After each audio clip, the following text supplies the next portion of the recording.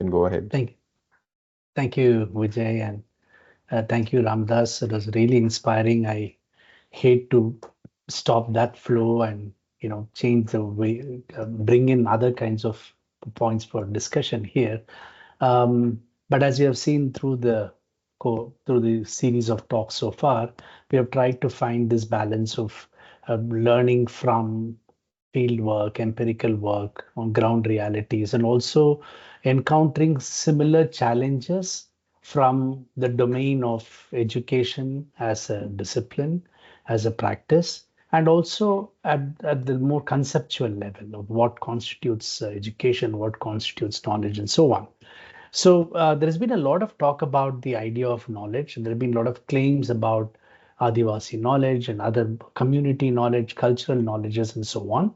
So I want to take this opportunity just to share some ideas on what would we mean by saying knowledge, right? So I want to just one sec if I can share a thing. I thought what I'll do is, because I want to take you through certain larger arguments about what is knowledge and why there is so much of debate and question around it. And I thought it may be useful to just show you these, you know, is this working, Vijay? Your screen was Um, shared for a second there, but I think not okay, the this window that we is, wanted. Just okay, try yeah, sharing. Yeah. this Yeah. fine. Yeah, okay. Perfect. So, yeah, so I want to go through with you in this few minutes about what is what are the challenges we face, like you face on the ground with setting up these schools and running these kinds of alternate knowledge, I mean, educational practices. The word knowledge itself has become a very contentious term, and part of the reason is because it's an extremely value-loaded term and it is not easily given to people. So when in this community, I've been hearing, for example, where, very easily all of us using this word knowledge, for example, Adivasi knowledge and so on. But in the larger disciplines which define what knowledge is, which have control over what constitutes knowledge, that is not easily granted. In fact, the moment you start talking about this knowledge, the first responsibility to say that's not knowledge. We have seen this. Forget about going to cultural knowledge and tribal knowledge and so on. We can see this already in the debate and medical knowledge systems. So if you invoke the term, for example, knowledge from the other systems like Ayurveda or Unani and so on, the immediate response from the medical community, what we would call as the so-called English medicine community, is to say that is not knowledge. So what exactly is the point of debate there? What are they actually disagreeing with? And what I want to do is to think through this particular problem in order to strengthen how we can think about the questions of knowledge when we use the term knowledge in the context of many of these other domains. And I thought Dr. Bodhi's presentation did a fantastic job of giving us a larger framework. So his is, I think, much more complex. I'm going to go back to some of the very basic understanding of the idea of knowledge in order to show what those difficulties are and how we need to overcome that in order to make sense of them in our mainstream discourse. The first reason why, whenever people don't easily grant you the fact that what you say is called as knowledge, or what tribal say is called as knowledge, or what Ayurveda is knowledge, the reason they are basing that distinction upon is to say that to know something is a particular state, it's a particular way of being, of thinking of, let's say, something, which is different from other kinds of, if you like, mental states. For example, even if you don't want to look at it in terms of mental state, just think of the fact that seems to be a distinction between something called knowing and something called believing, guessing, having an opinion of something. Now, we tend to use this distinction in our own day-to-day, everyday talk very often. And there does seem to be a kind of a qualitative difference between these ways of believing, guessing, and knowing. And in fact, very interestingly, what this is pointing out to is the fact that within our cognitive structures, in the way humans make sense of the world, the notion of doubt is a very important category. The notion of doubt arises primarily related to senses. I have a doubt whether what I'm seeing is really there or not, etc. But the idea of knowledge historically comes as a response to this origin of doubt within us. When I feel that I probably not, I suppose somebody tells me something and I haven't heard it clearly, I have a doubt whether that's what I heard, then you want to move from that state of doubt to something else. And the production of this category called knowledge is really something which allows us to move to eradicate doubt and reach another different kind of a state. And that historically you will see has been one of the most important foundations in the development of the very concept of knowledge within many philosophical systems. And the reason is also the fact that both guessing and belief can be true. So it's not really about true. Knowledge is not just about truth. And that's something which you need to also make sense of, because we may tend to think, well, knowledge is whatever that we call as knowledge has to be true. But there is a very interesting relationship between truth and knowledge. But it doesn't have to be, beliefs and guesses can be true. I could have guessed. Suppose somebody asked me how much money I have in my purse, and I ask somebody that, and they guess I have, let's say, 10 rupees. Now, it could so happen that I have 10 rupees in my purse. So it could be true that I have that kind of money. But would you say they knew that I had 10 rupees, or that they guessed that I had 10 rupees? And if we accept in our common discourse that I would say, well, they guessed I had 10 rupees, they did not know that I had 10 rupees, then you can begin to see the way in which the category of knowledge begins to be constructed. Because what is it that allows you to move from just guessing something to knowing that thing? And the first thing there is to recognize that if you have to move to a state of knowledge from some other state, which could be doubtful, which you may not be sure of, then there has to be a particular process. So knowledge is not just about, it's not like sensation, where when I see something, I'm able to see it in front of me. Knowledge is not about something which appears in front of me. Knowledge has to be a process. You have to move towards attaining that knowledge, because knowledge per se is not given to you in front of you. Because everything that you see, whether it's, I'm using seeing as a metaphor for all kinds of perception, everything that you see is not a statement of knowledge. It is just a statement of what is there. The movement, the way you move from that to saying that you know something, is that particular process of moving towards knowledge. And that, in all theories of knowledge that we accept today largely, is not about an individual's assertion that I know something, but it is based upon a collective acceptance. And this, if there is one category or one term which is so central to the idea of knowledge in today's various theories of knowledge or philosophy of knowledge that we look at, it is this idea of justification. So in a sense, how we can define and distinguish between, let's say, belief, guessing, having an opinion, and knowing something is the fact that, well, belief, guess, etc. may have their reasons, but it is only knowledge which has something called justification. And that itself, if we start thinking about this idea of justification, you can begin to see many of the things we attribute to the idea of knowledge, many of the qualities we attribute to the idea of knowledge actually arise from this problem of what is a justification? Who should justify it? Where does justification come from? Is it a justification given by individuals? Is it by experts? Is it by the community? And you can see the different type of approaches to the kind of what knowledge is are dependent on this particular kind of response, where who is going to justify the move from a state of belief to a state of knowledge.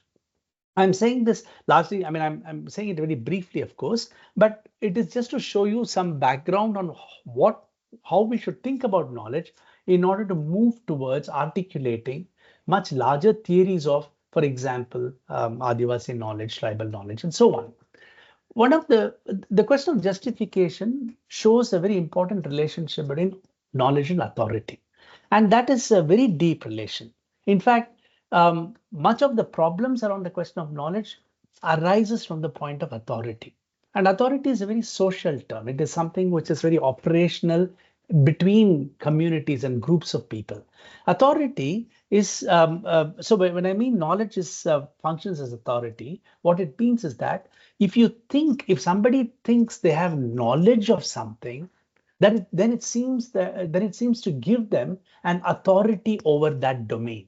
So, for example, experts are very good examples of people who presumably possess knowledge about something or some domain, which gives them authority to produce policies about that domain, to produce whatever else, whatever kinds of interventions they want to do with that domain. For example, educationists themselves, who will have, let's say, knowledge about what systems of education are, structures, about pedagogy, and so on, will have, in a sense, a kind of an authority over what could constitute proper education or what could constitute education. What are the larger factors in it? What could one do? And therefore, obviously, the government, when it wants to have policies regarding education at, let's say, at a more macro level, they are going to be moving towards people who have knowledge. So that relationship between knowledge and authority makes knowledge very different from any other kind of a term, like, as I said, belief and guessing and opinion and so on.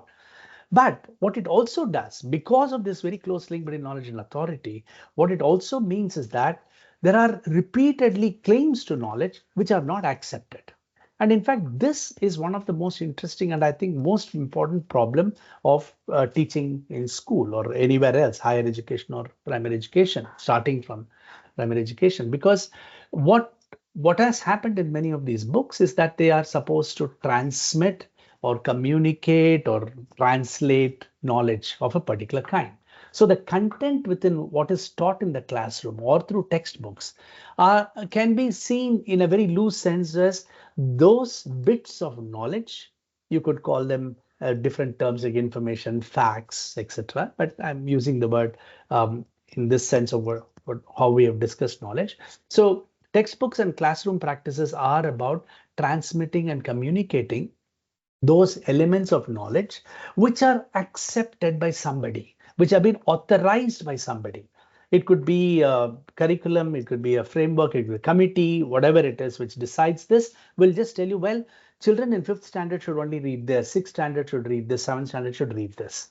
And if you look at that kind of the decision making behind it, you can already see the kind of prejudices about knowledge which are present in it. And therefore, when we say that, well, when when Ramdas is talking about how when the Adivasi children come to school and they look at completely alien world of what is being taught in the, as education, which may not have many of the accounts of their own cultural practices, it is about this fact that there is a particular authority which filters what is accepted as knowledge or not. And therefore, you could do higher studies in education than MBBS and still to be able to learn about other knowledge systems that are Ayurvedic, Unani, tribal, etc. would be very problematical because they are not being filtered down into your textbooks as valid knowledge. They have not been justified as knowledge.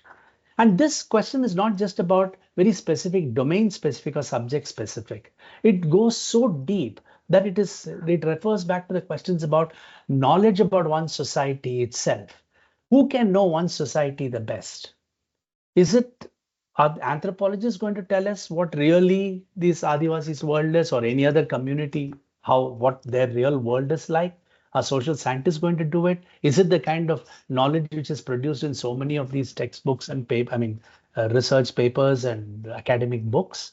Or is it that people who work within the community have knowledge about one society? Again, I would just want to alert you to the fact that when I say knowledge about one society is different from my own or my opinion about another society or my belief about another society, right? So if knowledge has this value added to it, who then should have the authority to be able to represent? So this is one of the most important questions, as you know, in terms of representation and self-representation and what it implies actually to the way we understand others and other communities and so on.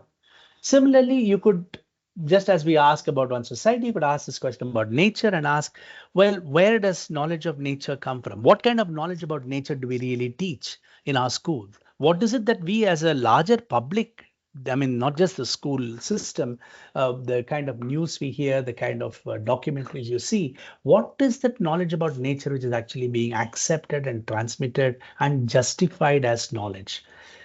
Whose knowledge is going to be the dominant in that? Would you have biologists, scientists, tribals, dot, dot, dot? By putting this, I'm not saying that they're all exclusive. There are biologists, particularly a lot of people who work on the field who draw upon these kind of knowledge systems. But in the context of mainstream education, what kind of knowledge is then chosen? So we could, raise this question to a wide variety of domains wherever we invoke the word knowledge. In particular, one of the most difficult and troubling one in the context of knowledge and justification is the idea about knowledge about oneself. And the idea about knowledge about oneself is something which comes back closer to this other kind of a knowledge which Professor Devi talked about in Gnosis. It's the question about knowledge about oneself is very interesting because there is no other justification, nobody else who can justify what I felt, what I feel, what insight I had, etc. So knowing myself, am I the ultimate authority, or could there be somebody else, let's say a psychologist, who actually knows me more than I do? So again, as you say, just to re-emphasize this, the word knowledge is not just a word which you are playing around with, because it is invested with so much value. And to be able to say that I have knowledge about myself is also to be able to think of some kind of justification. Now, to confuse matters further, we use the word knowledge very easily and freely when we talk about cultural knowledge, people's knowledge, communities' knowledge, or knowledge about the world, knowledge about nature, etc. But actually, this simple word knowledge, actually, when we use that word, there are many possible references. It is not just about one thing that it may actually refer to. For example, when we use knowledge, let's say tribal knowledge, you could, one subset of it is knowledge of what? That is, what is it referring to? So all knowledge is in a very loose sense. I mean, to start off here, our discussion here, let me start with the basic idea that knowledge is always knowledge about something, knowledge of X. So when you say, what is it that, what is accepted as knowledge? Knowledge of what kind of things are accepted as knowledge? So when you ask a question, what is knowledge of what? There is such a wide diversity of the kinds of knowledges which are produced, even in a simple statement. You might be saying something, suppose, for example, I say, oh, this is a red apple. I'm already talking about various kinds of different kinds of things, of which I have knowledge about. One is the thing called the apple, if you like. The other is a quality, the quality of color, which is red, which is a very different kind of entity. It's not like a real apple. Red is not like an apple. I'm also using knowledge about concepts. Whenever we talk about something, and in fact, if you want to look at one common definition of, from cognitive science and philosophy of mind, you will say that all concepts, what we mean by concepts, are the basic building blocks of what we call as thoughts. So all that we think if I have a thought, it's made up of concepts, and concepts are like the building blocks, they're atoms of thoughts. We use concepts across in all, not only all languages. The way of speaking is primarily filled with concepts. Anytime we use a general term like trees, rather than saying this particular tree, you're already using a concept. Just the word tree refers to a concept. It's not referring to some object called a tree. Now, what is very interesting is, if a simple sentence, what you think is a statement of knowledge, actually has multiple types of knowledges present in it, and all of them are added and need a different type of justification. For example, I could say this is a green tree, and I could say, well, I am justified in saying that it is green because I see it as green, some notion of perception and justification. But I have used a concept called tree. You could ask, what justifies your usage of that concept? So when we generally talk about what kind of knowledge we have, we don't really look at this very simple point that many times our concepts are not justified. They are things which we begin with. We use, in fact, what differentiates different kind of alternate views of the world, whether it is the Adivasis or others and so on, or so-called modern world views. What differentiates them is the fact that you look at the same world, the same domain through different conceptual categories. And whether concepts are actually a type of knowledge like things are, or like color is and so on, is an entirely different topic altogether. It's a fantastic, I'm saying this because it opens up our own capacity to critique this idea of knowledge and look at it a little more carefully. To add to the problem, there is a very important link between knowledge and language. And this has very many ramifications. We have been repeatedly hearing about the importance of language in the Adivasi systems and or in all kinds of cultural systems. And there are many types of arguments around it. Very briefly, let me just make a very simple point here that through the history of knowledge domains. So through the history of various kinds of subjects which have been produced, whether it's philosophy or science or whatever else that you want to call as mainstream knowledge systems, we often find that there is a very deep link between what the expressions that are seen to be knowledge and the language in which it is expressed. For example, it was often felt, early for example, in the context of philosophy, the point in the context of Indian philosophy, you needed to have it in Sanskrit. In Western traditions, you had it in Latin, for example, and you did not think that other so-called spoken languages of the people could represent the weight of knowledge which is needed. That is, language needed to have a particular capacity to represent knowledge, and only certain languages were thought to have the capacity.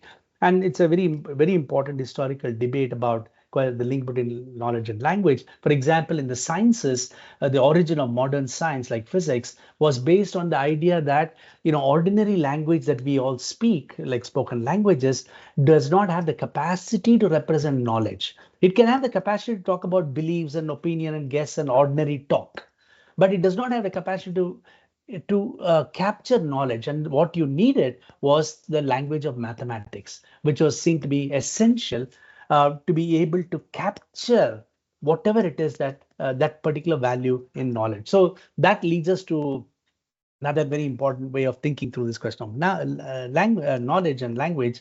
And it is also, of course, linked very closely to the question of knowledge and power. Again, if you remember explicitly, which Professor Vasvi spoke in our first talk.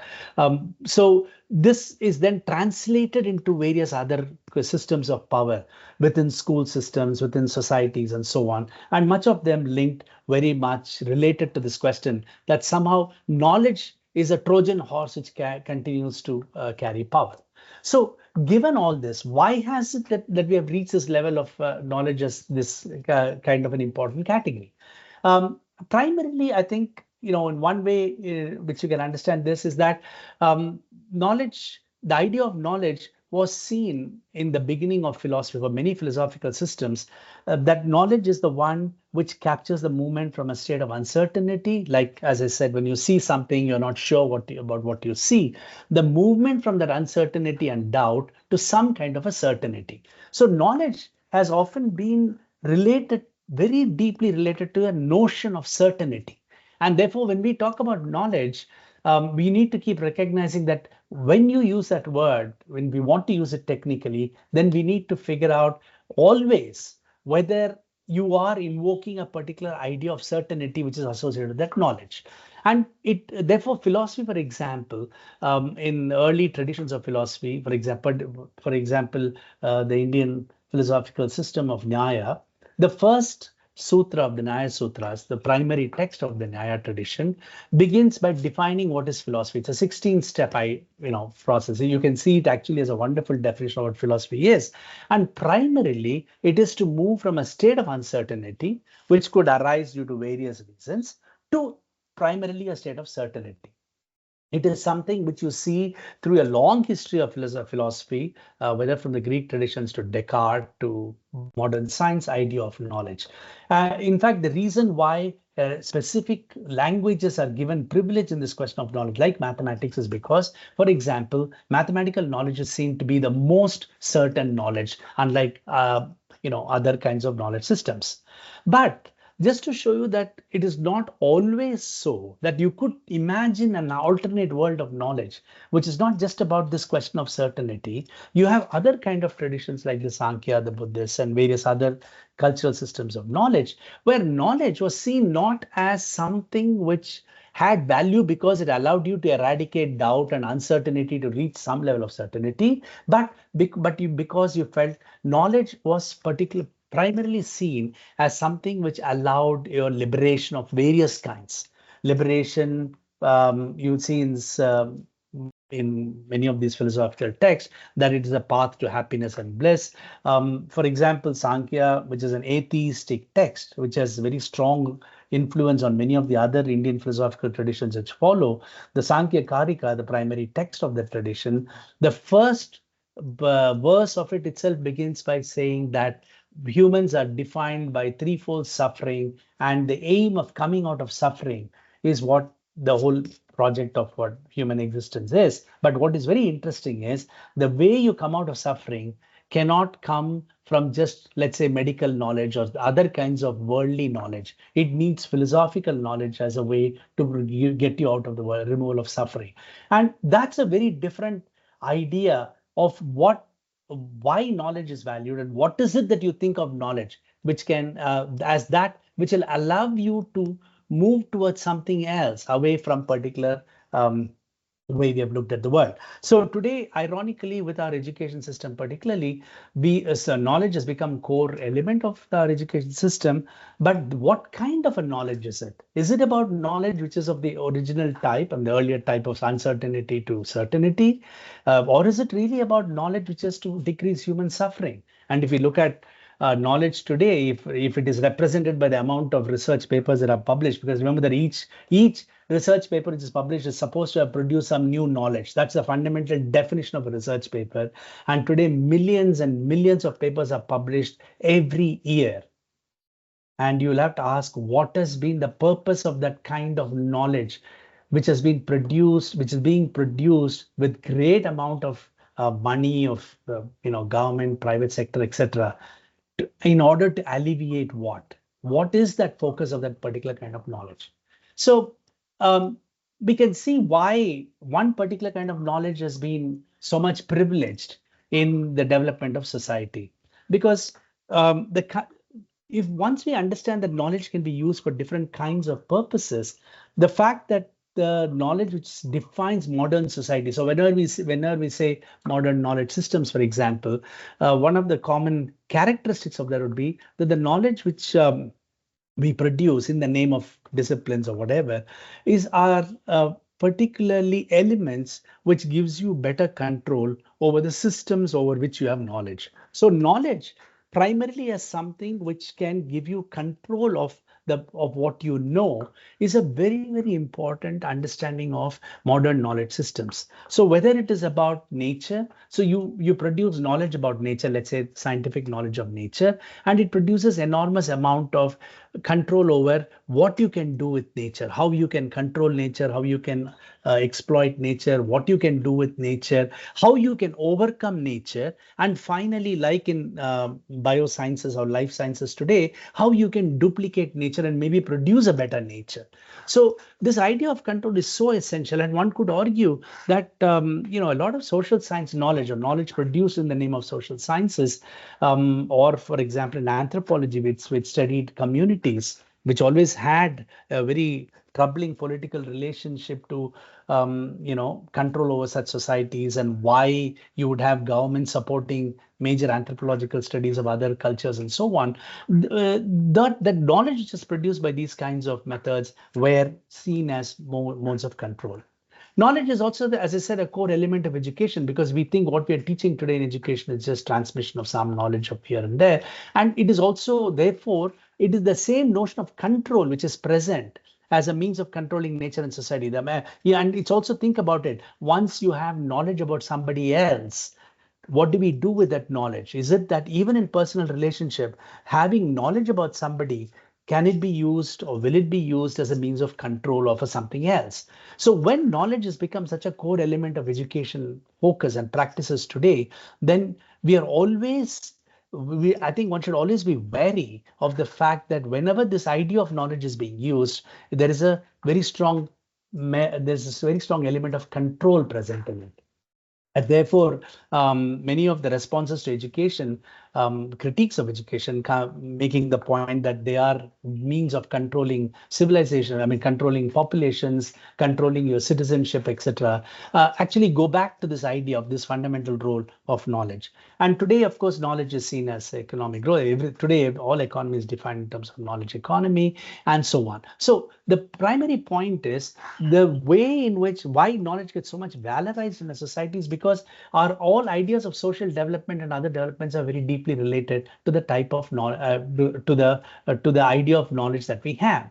And therefore, if we talk about any idea of alternate, any imagination of the alternate has to begin with imagination of alternate types of knowledge, not necessarily alternate types of other kind, this is the way other people live and so on. The question is about what kind of knowledge systems do they produce, what kind of knowledge do they have. And one of the ways to do this is actually to recognize first, although we use the word knowledge as if it's one term, as if it's one universal term which covers a lot of the thing, it actually hides enormous amount of multiplicity within it. And I'm just very briefly, just to show you, I mean, there's something which I'm sure you talked about extensively, but in order to produce a theory, for example, of Adivasi knowledge systems, etc., we need to take into account the fact that for each one of these types of knowledges, so you could have empirical knowledge as knowledge about the empirical world, a world in which is perceivable, which is experienceable, and so on. But then the two major models of knowledge, that model which really defines how we have understood modern knowledge systems today, which is the mathematical and logical, are not about the empirical at all. They are actually, we don't know what they are about, but they are seen as the model highest forms of truth and knowledge. And that impact on our ideas of knowledge just goes so deep. And it has very interesting ramifications on how different cultures look at it. And we can talk about it if any of you have any questions.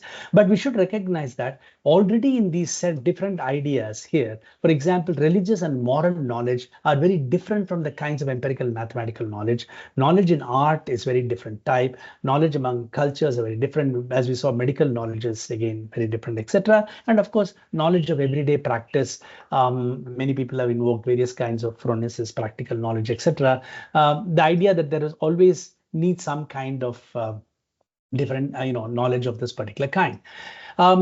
So how do we? You're saying all this to come and try and conclude in the next few minutes on how does it impact on how we look at tribal knowledge? Okay, in the context of modern knowledge system, what seems to be a major problem is the fact that the highest value of knowledge that we give to are not knowledge of our experience of the world.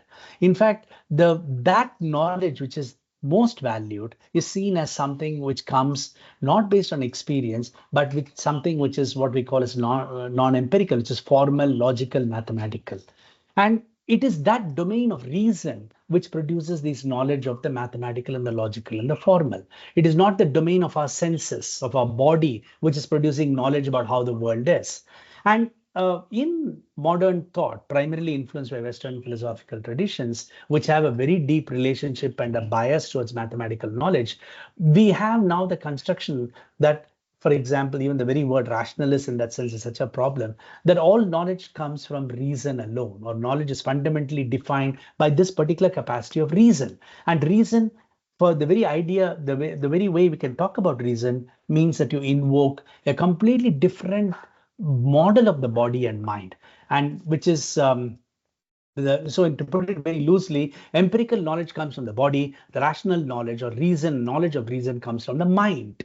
But what is very interesting and what very important to recognize repeatedly, many people have done that, but we still teach this in schools wrongly, the fact that there is a body-mind dichotomy is not universal.